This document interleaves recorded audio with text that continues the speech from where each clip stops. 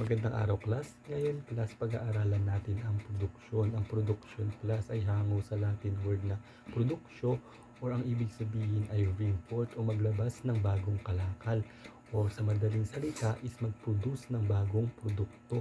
Ang production din class ay pinagsasama-samang mga hilaw na materyales para makabuo ng isang produkto. Kapag sinabi natin production class ay tandaan lamang natin ang IPO.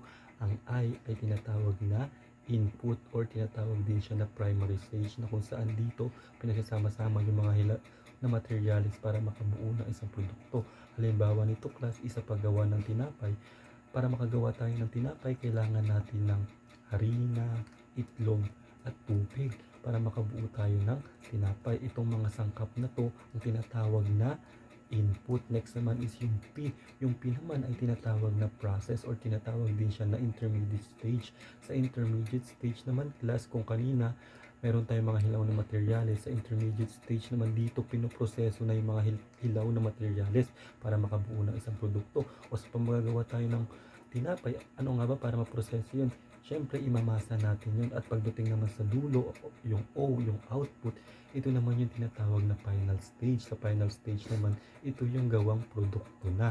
Next naman is pag-aaralan natin is yung salik ng produksyon. Meron itong apat na salik ng produksyon.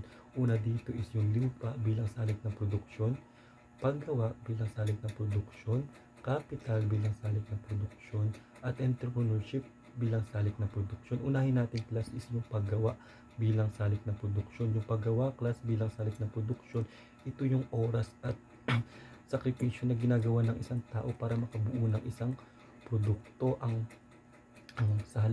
paggawa bilang salik ng production class ay may dalawang uri, ang white collar job at ang blue collar job.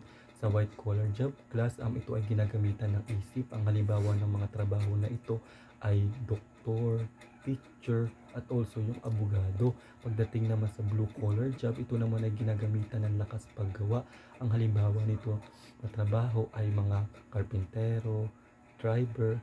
Next naman is yung pangalawang salik. Ito yung lupa bilang salik ng produksyon. Yung lupa bilang salik ng produksyon naman class ay hindi ito limitado lang pagdating sa pinagtatamnan ng mga magsasaka. Kasama rin dito yung pinagtatayuan ng mga infrastruktura, gusali, at saka ng mga yan nga katulad ng mga nang nabanggit ko kanina, gusali at mga infrastruktura. At pagdating naman sa pangatlong salik, ito yung capital. Yung capital naman, ito naman yung ginagamit para mapadali yung proseso ng paggawa ng produkto. Ang halimbawa nito ay yung mga makinarya, gusali din. Kung kanina sa lupa bilang salik ng produksyon, ito yung mga pinagtatayuan. Sa capital bilang salik naman ng produksyon, ito naman yung ginagamit para para mapabilis yung paggawa ng isang produkto. At panghuli naman is yung entrepreneurship bilang salik ng produksyon. Sa entrepreneurship naman, ito naman ay tinatawag na utak ng negosyo dahil siya yung nagmamanage ng tatlo, yung lupa, capital, at paggawa. Kasi kung wala ang entrepreneurship, hindi gagana or hindi magpa-function yung isang salik. Yun lamang at maraming salamat.